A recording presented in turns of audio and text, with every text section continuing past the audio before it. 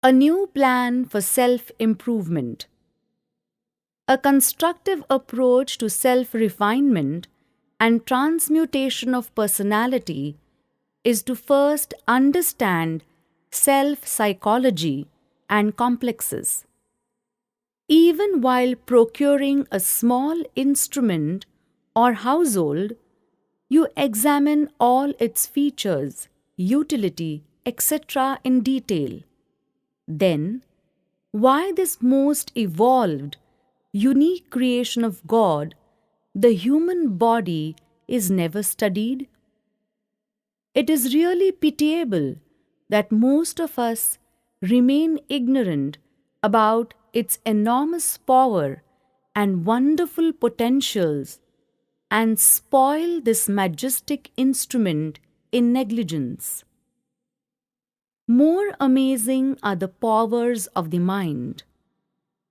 Nothing is impossible to be achieved by its intellectual faculties.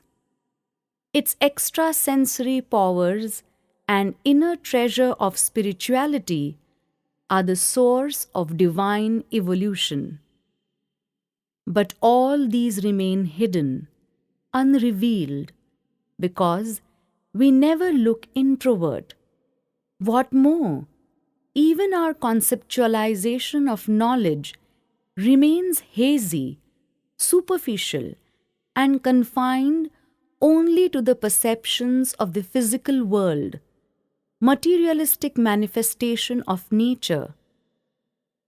Our extrovert approach and ignorance results in virtually making our inner abilities dormant and losing them.